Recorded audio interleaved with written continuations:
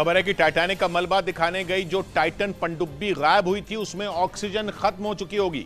Australia की एक news website ने इसका दावा किया और कहा कि जो पनडुब्बी पिछले 5 दिन से लापता है उसमें ऑक्सीजन नहीं बची होगी, जिसकी वजह से पनडुब्बी में सवार 5 अरबपतियों की जान मुश्किल में फंस गई, क्योंकि जैसे जैसे समय बीत रहा है उनकी जान पर खतरा बढ़ता जा रहा है। हालांकि पनडुब्बी की तलाश अब भी जारी है, लेकिन कई दिनों की तलाश के बावजूद अब तक टाइटन पनडुब्बी का पता नहीं चल पाया। एक रोज पहले ही यह दावा किया गया था कि पनडुब्बी में सिर्फ 90 घंटे की ऑक्सीजन बची थी और उसके लापता होने के बाद 90 से ज्यादा घंटे बीत चुके हैं। मतलब साफ है, पनडुब्बी में ऑक्सीजन नहीं है, ऐसे में उसमें सवार लोगों का बचना नामुमकिन है। खबर यह भी आई थी कि पनडुब्बी में रखा खाने पीने का सामान भी खत्म हो चुका होगा। और पनडुब्बी में ऑक्सीजन खत्म होने की खबरों के बीच पश्चिमी मीडिया ने दावा किया कि फ्रांस ने टाइटन पनडुब्बी को ढूंढने के लिए एक खोजी रोबोट भेज दिया। टाइटन पनडुब्बी की तलाश पिछले 5 दिन से की जा रही है, लेकिन अब तक उसका पता नहीं चल पाया। ऐसे में फ्रांस ने अपना एक खास रोबोट समुद्र में भेजा जो टाइटैनिक के मलबे से भी ज्यादा गहराई में जा सकता है।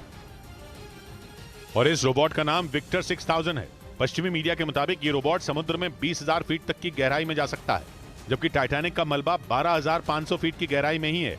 जिसका मतलब ये कि रोबोट टाइटैनिक के मलबे से भी ज्यादा गहराई में जाकर पनडुब्बी का पता लगा सकता है। बताया गया कि ये रोबोट किसी भी तरह की केबल काटने और पानी के अंदर फंसे हुए जहाज को छुड़वाने में सक्षम है, जो एक दिन पहले टाइटन पनडुब्बी की तलाश में जुट गया, लेकिन उस पनडुब्बी का कोई सुराग नहीं मिल पाया।